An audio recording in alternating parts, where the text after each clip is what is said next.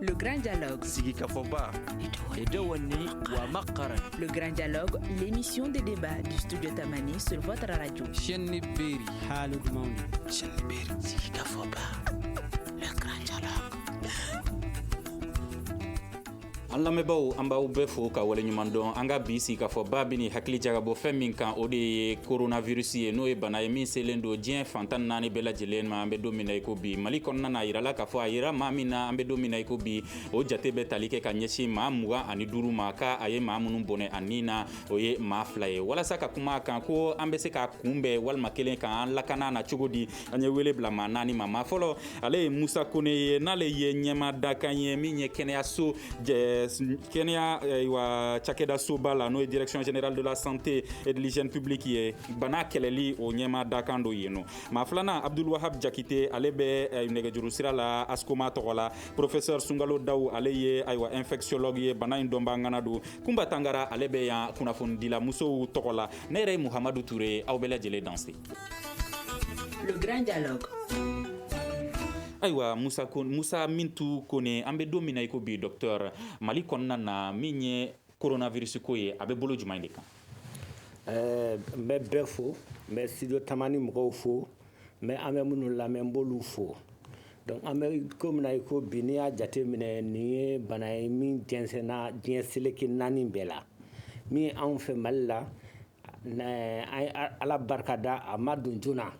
mais a donnen na sisan nɔ n'i y'a jateminɛ a bɛ ka taalen dɔɔni ni fanga ye i bɔra k'a fɔ cogo min na mɔgɔ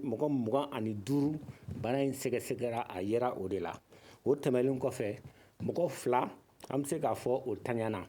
mais kelen o su de sera dɔgɔtɔrɔso la donc o su selen na sɛgɛsɛgɛliw kɛra a yirala bana yera la mais min yɛrɛ tanna ka to furakɛli la bana in hukumu kɔnɔna la o ye mɔgɔ 1 ye donc o tɛmɛlen kɔ mɔgɔ 500 ani mɔgɔ 20 an bɛ don min na i ko bi o ni mɔgɔ salen ninnu ani bana bɛ minnu na olu de kalansora ɲɔgɔn na donc an bɛ ka olu jateminɛ ka olu se. Ayiwa i y'a yira k'a fɔ ko mɔgɔ 1 ale su de sera ma mɔgɔ 1 wɛrɛ fana banana min su sera ma ale bɔra min taɲana o fana kɛra fan jumɛn fɛ? donc n'i y'a jateminɛ ni min su sera ma ale tun taara furakɛli la tubabu jamana kan donc ale taalen na furakɛli la tubabu jamana kan ale seginna ka na ale seginen ka na bon a ma se an ka dɔgɔtɔrɔsow la donc a selen na so mais ala y'a kɛ a taɲalen na min kɛ u y'a suta ka na n'a ye dɔgɔtɔrɔso la dɔgɔtɔrɔw ye ɲininkaliw kɛ min kɛ comme bana in taamasiyɛnw tun b'a la u ye sɛgɛsɛgɛliw kɛ sɛgɛsɛgɛliw kɛlen na bana yera ale la bon filanan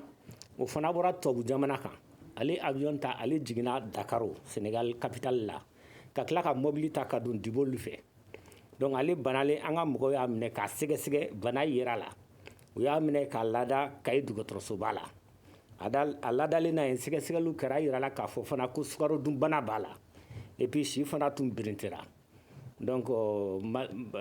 furakɛliw kɛra mais ala y'a ka baara kɛ a fatura. D'accord. Ayiwa Abdul Wahab Jakite e bɛ baara kɛ Askoma na i y'a ɲɛma dakan ye an bɛ don min na i ko bi aw ye faamuyali jumɛn de sɔrɔ nin bana in ko la Mali kɔnɔna na? Bon, an bɛ fɔ ka ne faamuyali min sɔrɔ depuis bana in nana an y'a ye jamana kalifalen bɛ mɔgɔw ma u ka kan ka minɛ sira min fɛ u ma mana o sira fɛ ka ɲa donc o kɔlɔlɔ b'an na kosɛbɛ. O kɔnɔna kan an ma nimisiwasa bawo ko caman bɛ bana in kɔnɔna la n tɛ fɛn minnu dɔn et puis a n'a kɔlɔlɔ kan ka tɛmɛ cogo min na an yɛrɛ ɲɛ t'a la fɛɛrɛ si tigɛlen tɛ walasa k'o bɛɛ kan parce que an ye min faamuya jamana kalifalen bɛ mɔgɔ min u y'a kɛ kɛnɛya ko dɔrɔn mais alors a bɛ kɛnɛya ko kɔfɛla fɛ n'i y'a kɔlɔlɔ ye i kan n'i b'ale ta sisan i kan ka kɔlɔlɔ bɛɛ de ta mais an y'a ye kɔlɔlɔ bɛɛ ma to. D'accord Abdoulaye Jakite an b'i wele sɔɔni ko kura walasa ka nɛgɛjuru labɛn ka ɲa nka an ye min faamuya fɔlɔ o de ye i ka faamuyali la ko Mali kɔnɔna na ɲɛmaw ye wale minnu ta ka se ka nin bana in kunbɛn walima kelen k'a kɛlɛ k'o tɛ ayiwa walew ye minnu bɛ bɔli kɛ an b'o ɲininkali tengo fana professeur Sunkalo Dawu la n'ale ye bana in dɔnba ŋana ye an bɛ don min na i ko bi bana in kunbɛli walew ani a kɛlɛli walew minnu sigilen don Mali kɔnɔna na a bɛ bolo jumɛn kan?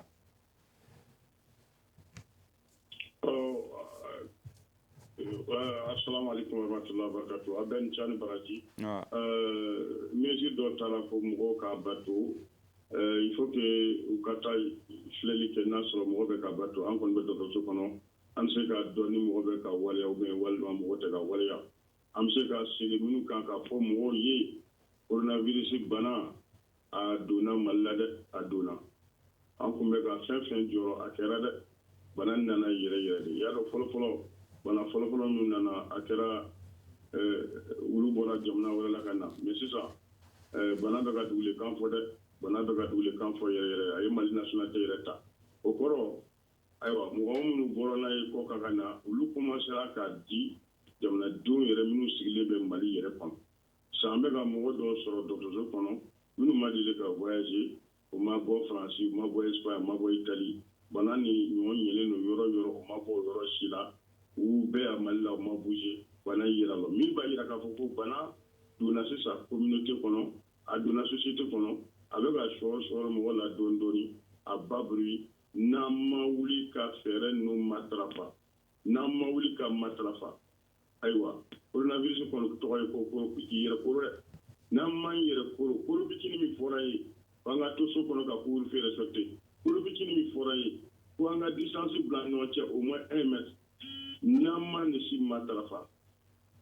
a bɛna kɛ baara ye dɛ. A bɛna se koro sugu dɔ ma a bɛ fɔ min ma ko confinement général. A laban bɛna kɛ mɔgɔ si tɛ bɔ so kɔnɔ, mɔgɔ si tɛ bɔ Bamakɔ kɔnɔ, mɔgɔ si tɛ bɔ Kayi. Fitini min fɔra ten nin ye degun fitini min ye, nin ye koro fitini ye fo bɛɛ ka sɔn nin ma. An ka attention an ka na gɛrɛ ɲɔgɔn na kojugu ka tɛmɛ 1 mètre kan. Kelen, filanan ni regroupement bɛ kɛ yɔrɔ yɔrɔ ni bɛ se ka an bɛ tila k'o fɛsɛfɛsɛ sɔɔni professeur Dawu nka min ye Abdulwahab Jakite ale y'a yira sisan na i y'a yira ko fɛɛrɛw ka bato nka ale y'a yira ko fɛɛrɛw tɛ bɔli kɛ e ye faamuyali jumɛn sɔrɔ o la fɛɛrɛw tɛ bɔli kɛ wa? Fɛɛrɛw tɛ bɔli kɛ o kɔrɔ ko fɛɛrɛ minnu sigilen don sen kan Mali ɲɛmaaw fɛ ko fɛɛrɛ ninnu tɛ bɔli kɛ. O tɛ bɔli kɛ ma kuma fɔ. D'accord an bɛ tila ka kuma d'a ma a b'a fɛsɛfɛsɛ walasa i ka kuma o yɔrɔ kan. Kunba Tangara e ye kunnafonidila muso ye an bɛ don min na i ko Mali la e ka jateminɛ ye mun de yir'i la ayiwa nin bana in ko la? Alhamdulilahi rabil alamin n bɛ foli kɛ studio Tamani aw ka cɛsiri n'aw ka wulikajɔ la ka lamɛnbaa bɛɛ lajɛlen fo alhamdulilayi an bɛ seli cidenw ka sɔn kayirama ka Ala k'an bɛɛ don a hɔrɔma la kisi nɛɛma bɛ rasulu min ye k'a fɔ Ala k'a kɛ a k'an bɛɛ lajɛlen kisi ni bana cɛjugu in tɔɔrɔ ma.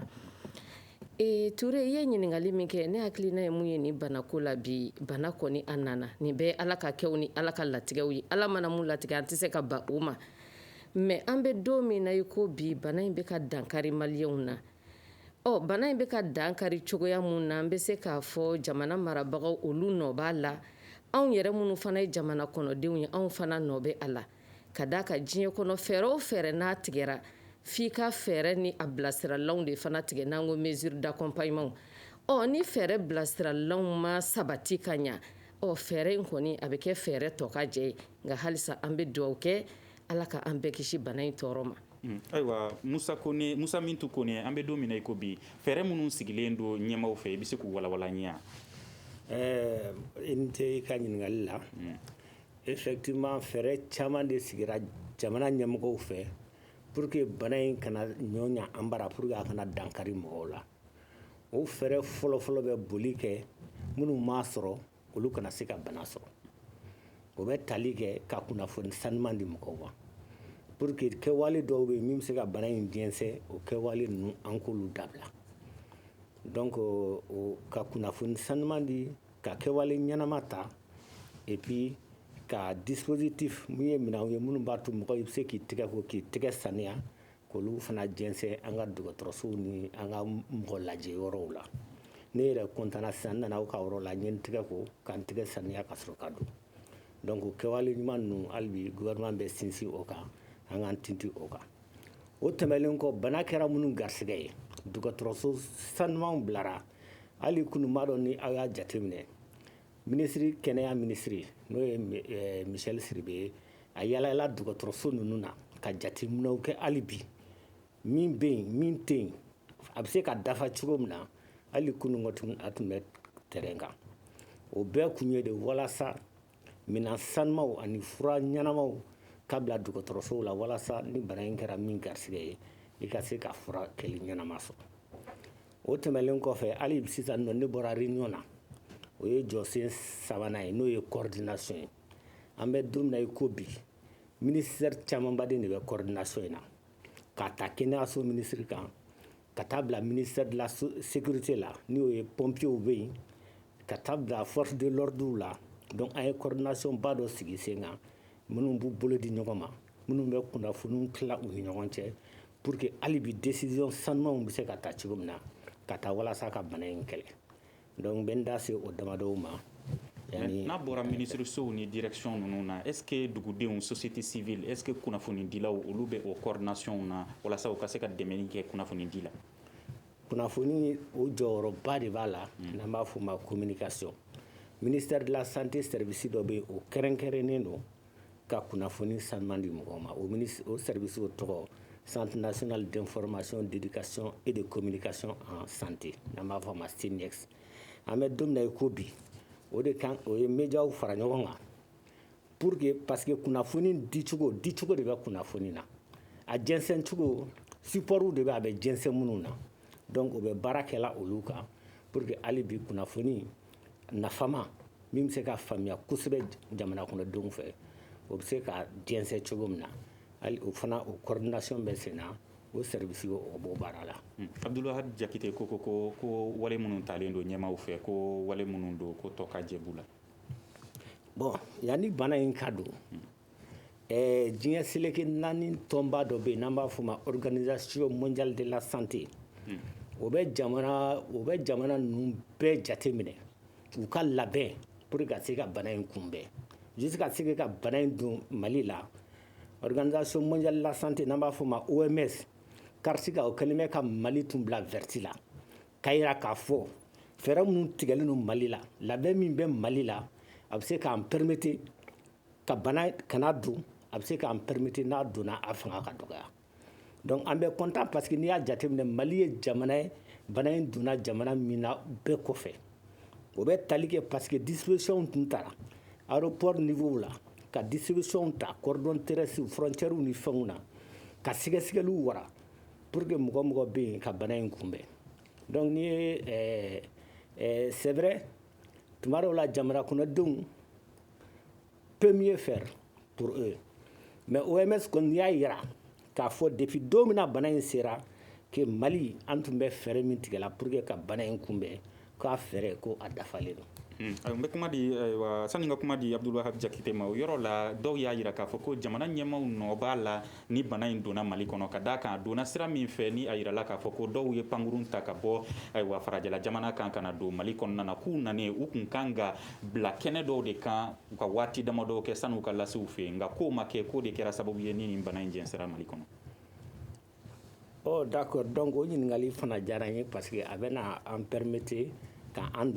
da don a la ka walawala pour que faamuya bɛ se ka sɔrɔ a la cogo min na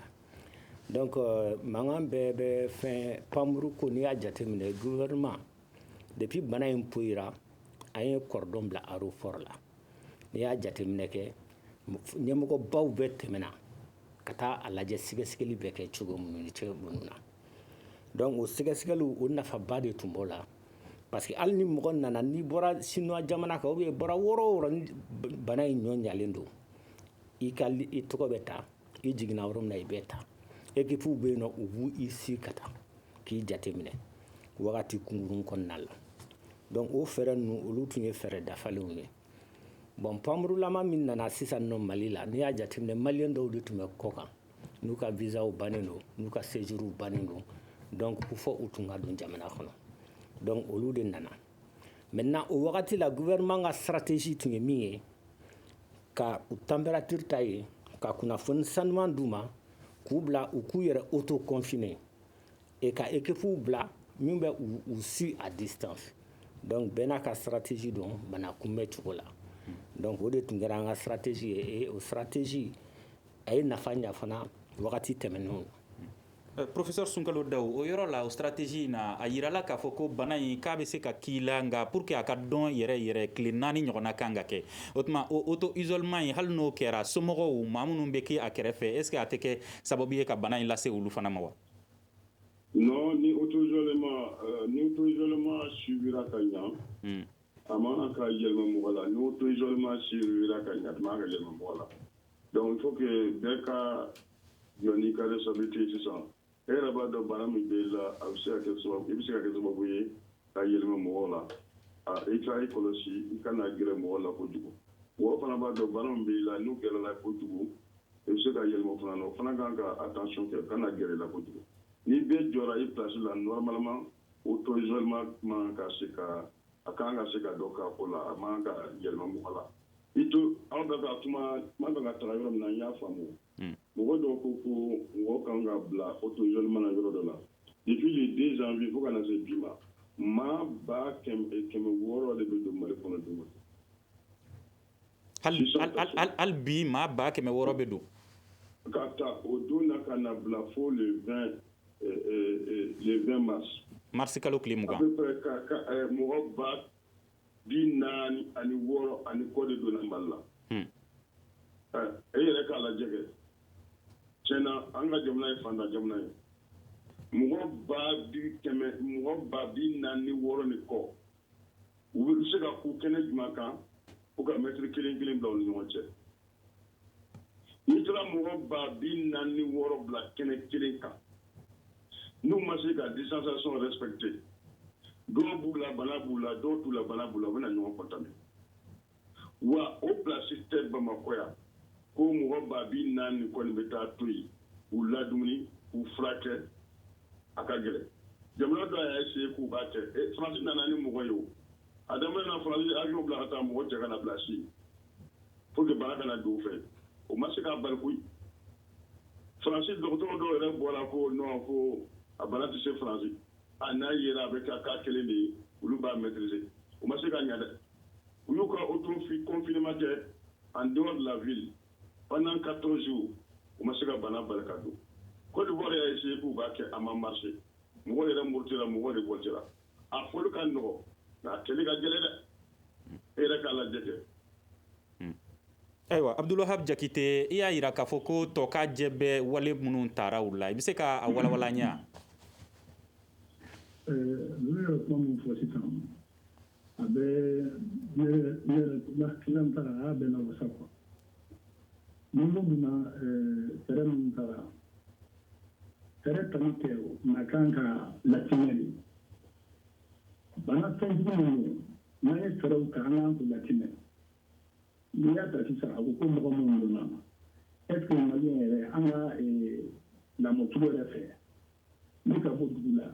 ka na ka fɔ ko mɔgɔ kana sɔn nin na n kelen ka sigiyɔrɔ la est ce que o bɛ se ka kɛ a tɛ se ka kɛ o ye fɔlɔ ye filanan hali kun kɔɲɔw bɛ ka kɛ yɔrɔ bɛɛ bɛnw faralen bɛ ɲɔgɔn kan an b'a fɔ k'a latinɛra ka ɲa sabanan ye mun ye a fɔra ko ka an ka tigɛw an ka kɛ tan bi yala an bɛ gan de bɛ bolo la yala gan ninnu a mɔgɔw lajɛra gan kan ka don cogo min na wa o ma kɛ ne b'a ni u ye commission fɛn fɛn ta ministère bɛ yen u ye kunnafoniyaw ye olu de bɛ se ka ladili kɛrɛnkɛrɛnnen di mɔgɔw ma walasa fɛnw ka se ka tɛmɛ donc n'an ye fɛnw ta kɛ dɔrɔn k'a fɔ ko nin kɛra mais non an b'a yira ko santé dama de don o tɛ o ye a fɔlɔ ye o de y'a to ko sariyaw taara mais a kan ka latinɛ sariya si ma latinɛ Mali la tɔgɔbaw b'a la dɔrɔn k'a fɔ ko nin bɛ se ka kɛ nin kɛra tan mais en réalité fɛn ma kɛ o bon o ye fɔlɔ ye filanan mɔgɔ seko si t'a la bana ka bon mais n'a donna kɔlɔlɔ min fana kan ka kɛ yala olu kan ka kɛcogo jumɛn na o tacogo fana ma yira bon laban yɛrɛ n'i ye a lajɛ an bɛ kuma dɔrɔn de Mali yɛrɛ hôpital bɛ cogo min na an tɛ se ne kan tɛ OMS ma dɛ OMS u ka jamana diɲɛfɔnba ninnu olu bɛ kuma min fɔ ani ko min yɛrɛ bɛ an ka jamanaw kɔnɔ olu tɛ kelen ye donc n'i y'o ta k'a lajɛ Mali an ye san damadama in kɔnɔna la Mali hôpital si tɛ yen min musaka tɛ tigɛ ka bɔ olu kɔnɔ donc olu yɛrɛ tɛ se ka labɛn cogo si k'a fɔ k'u ka kɔlɔlɔ dɔ fɛnɛ pour na kuma laban n ko hali miliyɔn 6 ani miliyɔn 300 a ma di soba ma wo wari tigɛra kɛnɛyasoba budget de kɔnɔ aw budget min man ca ne tila ka na ni kɔlɔlɔ dɔ nana aw tilala k'o fana tigɛ o kɔnɔ aw bɛ se ka dɛmɛ ɲini k'a fɔ ko laɲini ɲuman kɛ fo ka se ka latinɛ donc ni c'est pour qu'on y'a fɔ k'a fɔ kan bɛɛ taara to ka jɛ de don mais an bɛ se k'an da don a la kɔfɛ n bɛ se k'a bɛɛ fana ta kelen kelen n'a ka di ye o bɛ bɛn sisan n bɛ se k'a don a bɛɛ kɔnɔna la kelen kelen kɔlɔlɔ min kɛnɛya mana bɔ yen a bɛ na ni kɔlɔlɔ min yɛrɛ la anw kan an ka dumuniyɔrɔ kan an siyɔrɔ kan a fɛn fɛn an bɛ ɲɛjiri fɛn fɛn ta donc o bɛɛ de kan ka ɲini a kɔnɔna na fɛn ye jamana wɛrɛw ye olu y'a ta o an ka dugukɔlaw kan ka tigɛ cogo min na yiritigiw kan ka tigɛ cogo min na o bɛ se ka dɛmɛ cogo min walasa a kɔlɔlɔ fana girinya anw ma bon an da bɛ se kɔlɔlɔw ma sɔn an ka dumuni fɛn dɔw bɔ bolifaraw de fɛ d'accord an da bɛ se kɔlɔlɔw ma sɔɔni ayiwa kunba tangara a yirala fana k'a fɔ ko kalata min labɛnna kunungo ko wale minnu kun kan ka ta walasa ka se ka bana in ka laseli kisi mɔgɔw ma k'o ma se ka kɛ yɔrɔ dɔw la i n'a fɔ n'o ye ka safinɛjiw walima kelen ka ayiwa ankiriw caya walima kelen ka bigi fana caya ko yɔrɔ dɔw la bɛɛ ye bigi kelen sugandi k'a sɔrɔ u tɛgɛw ma ko ni safinɛw ye kosɛbɛ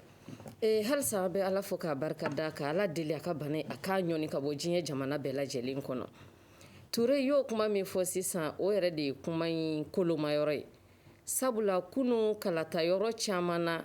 i bɛ taa sɔrɔ yɛrɛ fɔlɔ 1 mètre danfara min fɔra ko k'o don maaw ni ɲɔgɔn cɛ i bɛ taa sɔrɔ délégué 2 sigilen don kamankun tulen bɛ ɲɔgɔn na bari u sigilen don ekɔlidenw ka 2 personnes table banni de sanfɛ o yɛrɛ ye sariya sɔsɔ dɔ ye jamana ɲɛmaaw fɛ bari aw de ko k'a kɛ tan mais aw yɛrɛ ye fɛn min labɛn ni o ye kalata ye aw sɔnna o kɛyɔrɔw la maaw ka taa nɔrɔ ɲɔgɔn na fo k'u nɔrɔ ɲɔgɔn na o ye kelen ye filanan an y'a ye kalata yɔrɔ dɔw cour kɔnɔna fana la mɔgɔw attroupelen bɛ n'o de k'u fara ɲɔgɔn kan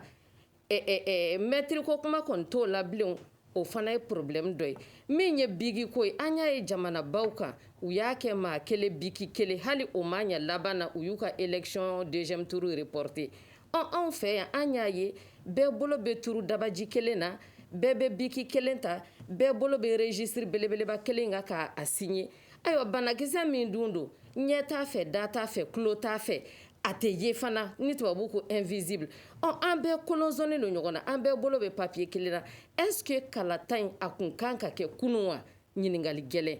bari mɔgɔ tɛ ko kɛ n bɛ fɛ a ka kɛ dɔrɔn a ka kɛ jamana kɔnɔdenw ka ɲɛkumun kan an bɛ kuma ani ala de cɛ han n'i ko k'i b'i ka jamana fɛ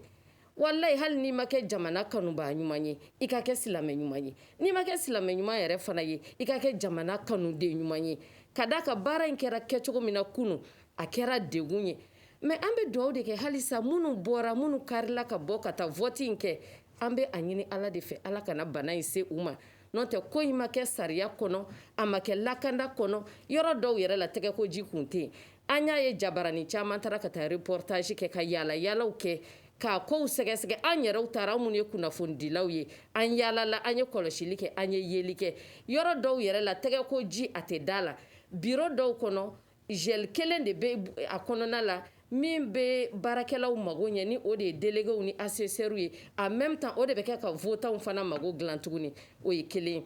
filanan maaw taara voter tuguni a kun yirala k'a fɔ kunnafonidi siraw fɛ n'o y'u ka jabaraniw ye ni maaw bɛna don vote bureau cour kɔnɔlaw la ekɔlisow kɔnɔ cache-nez bɛ di u ma mais an y'a ye o ma di maa kelen ma o ka taa voter hali minnu yɛrɛ bɛ ka vote baara la kɔlɔsi an ka yaala yaala kɔnɔ an y'a ye a ma di olu yɛrɛ ma a bɛ maa kelen kelenninw de la dɔw yɛrɛ y'a yirana k'a fɔ olu yɛrɛ n'u ta nana donc vraiment o ye fɛnw ye fɛn minnu n'an bɛ ɲɔgɔn nɛgɛ an bɛ ka ɲɔgɔn tromper mali kɔnɔ bi an si tɛ se ka poussière kɛ ɲɔgɔn ɲɛ la koyi bɛɛ ɲɛ yɛlɛnna bɛɛ bɛ dɔɔni dɔn o siratigɛ kɔnɔna la an ka jamana ka intérêt jamana kɔnɔdenw ka intérêt an k'o bila fɛn bɛɛ ɲɛfɛ élection ale bɛ se ka bila kɔ la mais saya o tɛ bila kɔ la dɛ bana o tɛ bila kɔ la dɛ bana in yɛlɛma togo bɛ fɔ togo min na fo ala ka ɲɛ an ma n'o tɛ victime caman bɛ na ye tuguni kun ni élection tɛmɛlen kɔfɛ ala k'an bɛɛ sababa ma. Musa Mintu Ture ko Musa Mintu Kone pardon ko o bana in wale minnu sigilen don walasa ka bɛɛ lakana kalata in sen fɛ k'a ma se ka sigi sen kan yɔrɔ caman na. Bon effectivement n'i y'a jateminɛ an ka ɲɛmɔgɔw bɛ décision dɔw ta ka sariya dɔw ta pour que ni an taara sira fɛ an bɛ se ka kisi bana in ma mais an bɛ don min na i ko bi sariya timɛli anw maliyɛnw yɛrɛ fɛ a ka gɛlɛn dɔɔni an bolo o difficulté bɛ yen n'an y'an da se depuis couvre-feu in ma n'i y'a lajɛ ko ɲanama don jamana tɔw la a bɛ kɛ sans problème mais anw bara a respecteli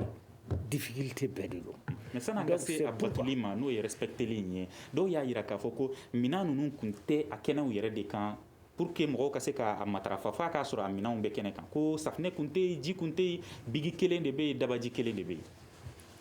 donc bɔra o de ka o de ɲɛfɔ sisan nɔ n'i ye a jateminɛ bon ne tɛ se ka avancer o kan kosɛbɛ parce que ne ma yala bureau de vote ni ɲɔgɔn cɛ mais n kɔni b'a dɔn ɲɛmɔgɔso réunion kɛra parce que pour k'a fɔ ko élection bɛ kɛ ou bien élection kana kɛ jamana experts de bɛ yen nɔ experts bɛ réuni olu b'a yira k'a fɔ bon an bɛ aw la ɲɛmɔgɔw an b'aw ladi nin sira in fɛ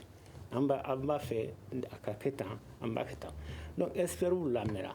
donc olu y'a yira k'a fɔ ko ni nin disposition taara vote bɛ se ka kɛ donc o de y'a to donc vote bolodara pour que vote ka kɛ i da sera couvre-feu ma Lasine Doumbia ayiwa bɔlɔlɔ sanfɛ Facebook kan studio tamani ka page kan ale ye ɲininkali dɔ tɛngu i la ko couvre-feu in ko yali min y'a to n'a danna sufɛla dɔrɔn ma o kɔrɔ b'a yira k'a fɔ ko bana in bɛ yaala sufɛla dɔrɔn de la wa donc bana in tɛ yaala sufɛla dɔrɔn na mais ni bana nana sisan nɔ ni bana donna an kan an ka habitude dɔw bɛ yen an ka kɛwale dɔw bɛ yen olu bɛ se k'a to bana bɛ taa sanfɛ olu bɛ se k'a to bana bɛ ɲɔngiri et indépendamment de cela aussi an ye fantan jamana de ye an b'an ka économie fana bɛ se ka sauver cogo min na an b'an ka économie sauver ten an b'o kɛwalew de ta parce que n'i y'a jateminɛ le malien bɛ vit de façon informelle malien balo ye doni do de donc f'u ka bɔ doni do donc maintenant n'i ye olu bɛɛ jate de minɛna sisan k'a fɔ ko ni an taara couvre-feu fɛ fɔlɔ bana bɛ niveau min na fɔlɔ a bɛ se ka kɛ hali bi o bɛ se ka kɛ sababu ye bana kana dankari an na n'o tɛ bana in a bɛ yɛlɛma sɔgɔma a bɛ yɛlɛma sufɛ a bɛ yɛlɛma fayiri fɛ a bɛ yɛlɛma sumabɛ musaka ko tan fanfɛla la jakite bɔra k'a fɔ ko sefa wari miliyari 6 ni kɔ min taara k'a bɔra ayiwa min ye kɛnɛyaso ka ayiwa budget de kɔnɔna na i bɛ se ka dɔ fɔ an ɲɛna o ko la bon o de y'a to bon normalement o ka plateau in tun kan an ka service dɔ bɛ yen nɔ ni o ɲɛsinnen don musaka kuruni ma ka don kɛnɛya da fɛ n'an b'a fɔ o ma DFM donc il serait utile sen wɛrɛ ni nin ɲininkali suguw bɛ yen olu ka kɛ plateau kan pour que olu ka se ka jaabi sanumanw di aw ma parce que n'i y'a jateminɛ an bɛɛ bɛ n'a fɔ de an y'a mɛn an y'a mɛn an y'a mɛn donc an y'a mɛn tiɲɛ bɛ kɛ min mais est-ce que e b'a dɔn wa ou bien e fana ma kunnafoni jɔnjɔn sɔrɔ a la en tout cas fɛn min ye président de la république ye ale ye jateminɛw kɛ budget kan a ko pour que ka sida in kɛlɛ miliyari 6 ani kunkanfɛ ko a b'o mobiliser walasa ka coronavirus in kɛlɛ walasa ka coronavirus kɛ et ne b'a dɔn fana fɛn dɔw bɛ ka kɛ la coronavirus ninnu kɛlɛli sababu la olu dun tɛ se ka kɛ fana ni musaka ma bɔ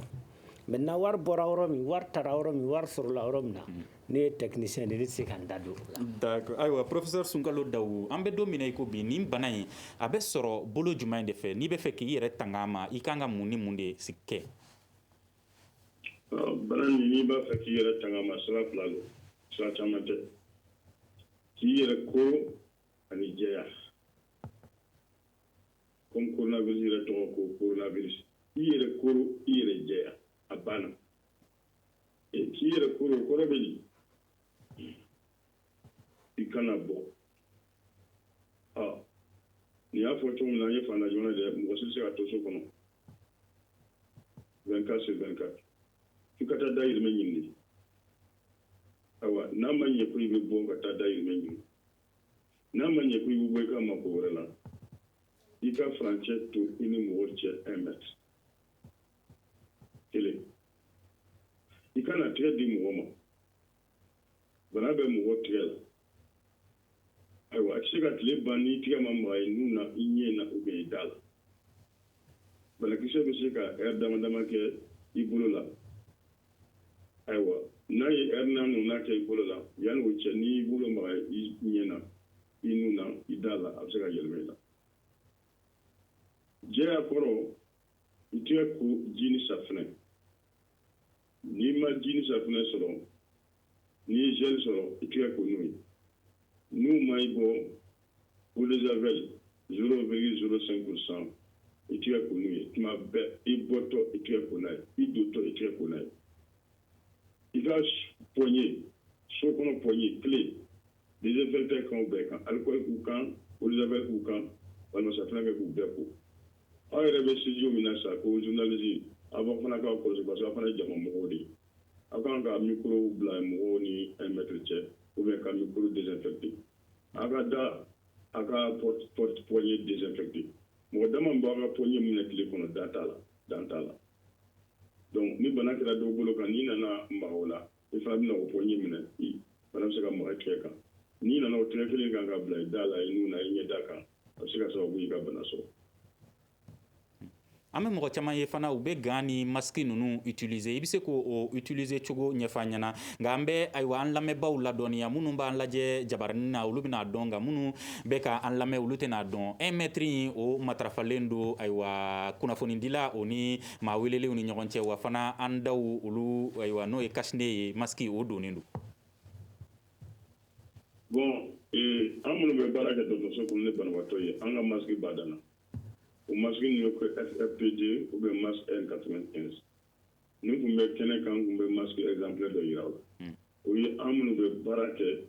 banabaatɔw kan masque filanan o b'a fɔ ko masque chirurgical o ka fɛn o masque bɛ da banabaatɔ de kan population tɔw c'est pas la peine ka masque don c'est pas la peine banabaatɔw bɛ masque chirurgical de bila u da la pour que ni u sɔgɔsɔgɔra n'u tusura n'u kumana daji murmuru ni murmuru kana bɔ ka siri ka taa se mɔgɔ wɛrɛ ma olu t'a kɔrɔ de ye an t'a kɔrɔ ye an minnu bɛ banabaatɔ kɔrɔ tuma bɛɛ pour que u ka banakisɛ kana se ka don masque kɔnɔ ka don an na parce que an bɛ contact la wa masque don fana a ma faamuya koyi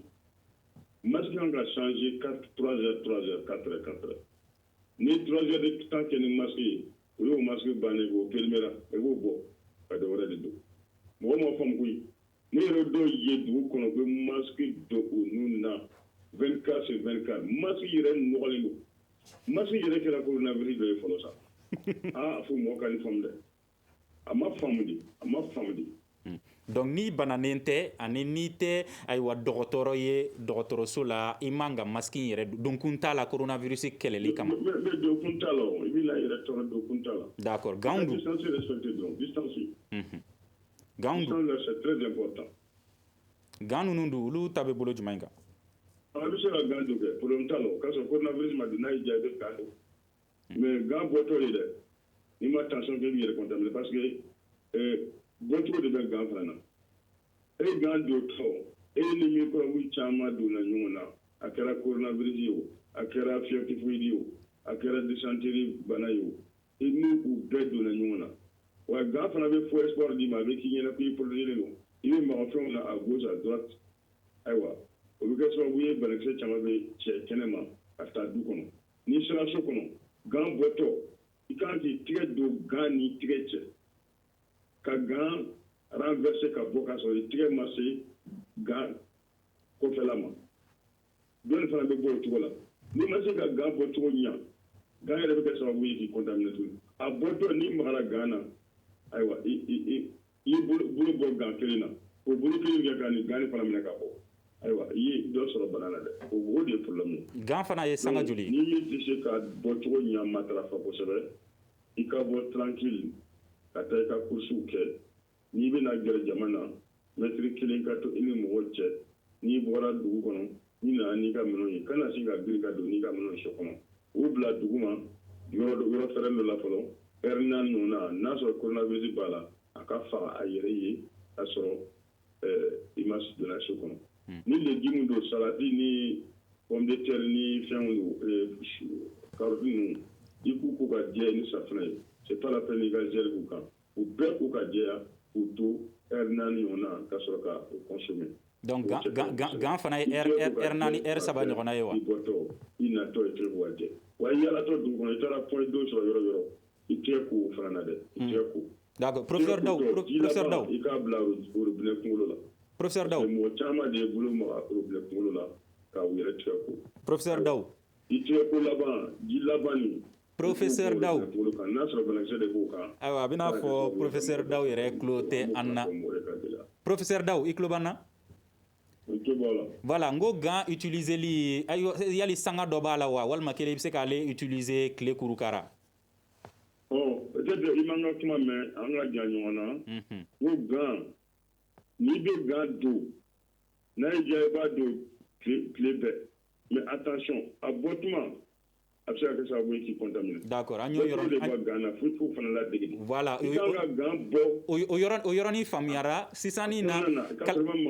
kalata in sen fɛ minnu y'a yira k'a fɔ ko ayiwa wale ninnu dɔw tun ma sigi sen kan yɔrɔ dɔw la ni biki kelen min utilisera mɔgɔ caman fɛ safunɛ tun tɛ yɔrɔw la est-ce que risque bɛ o yɔrɔ la k'a fɔ ko contamination ka don maaw ni ɲɔgɔn cɛ?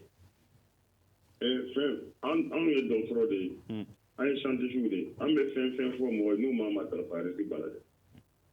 An tɛ politique la an ye scientifique de ye an bɛ to an ka bɔrɔ kɔnɔ ka scientifique tiɲɛ jalan fɔ mɔgɔw ɲɛna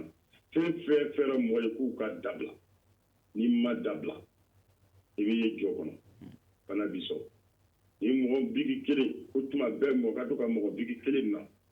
i m'i tigɛ ko yanni ka maga bigi la bigi yɛrɛ ma stériliser i bɛ se ka kɛ sababu ye k'a sɔrɔ dɛ fo mɔgɔ ka matarafa de fɛn fɛn fɔra mɔgɔ ye ka tɛmɛ sira min fɛ u ka kan ka tɛmɛ o sira de fɛ. Ayiwa n cɛ ayiwa Abdulayi Wahab Jakite e tun bɛ k'i da don kɔlɔlɔw la minnu bɛ se ka sɔrɔ ayiwa nin ko in senfɛ a kɛra dugu ta fanfɛ ye ani musakakow a bɛɛ lajɛlen na. Yani an ka se o fɔlɔ an b'a fɔ dɔrɔn Ala ka barika don studio Tamani na ni kuma ka kɔlɔlɔ bɛɛ ma dafa c'est-à-dire an ka laɲini bɛɛ ma dafa professeur ye min fɔ ne ye sisan o de tun y'an ka fɔ Mali kɛlɛ la. Dan an ye consommateurs de ye an ye kunnafoni ka kan ani ladili ka kan c'est-à-dire éducation le droit à l'éducation an n'o ka kan donc minnu bɛɛ tun fɔra ko caman tun bɛ yen anw bɛ se ka nimisi wasa mais o de y'a to an nimisi ma se wasa alhamdulilayi professeur kumana k'a fɛn mais ko ne alhamdulilayi ni ko ne ye fɛn dɔ fɔ scientifique ko de ko aw bɛ se k'a kɛ minnu kɛra mais n'aw yɛrɛ dalen b'a la k'a fɔ a tɛ se ka kɛ mun na a bɛ kɛ o de ye élection yɔrɔ mais n'i ye kɔlɔlɔ ta sisan bi don o don mɔgɔw b'an wele k'a fɔ hali couvre-feu min bɛ kɛ la awɔ ko finitigi dɔw fana finitigi latika dɔw fana bɛ taa sufɛla fɛ kɔrɔbɔrɔtigiw fɛ ka taa wari minɛ olu fana la maintenant ni nin bɛɛ nana kɔlɔlɔ ye mun ye dɔw de fana bɛ baara kɛ sufɛ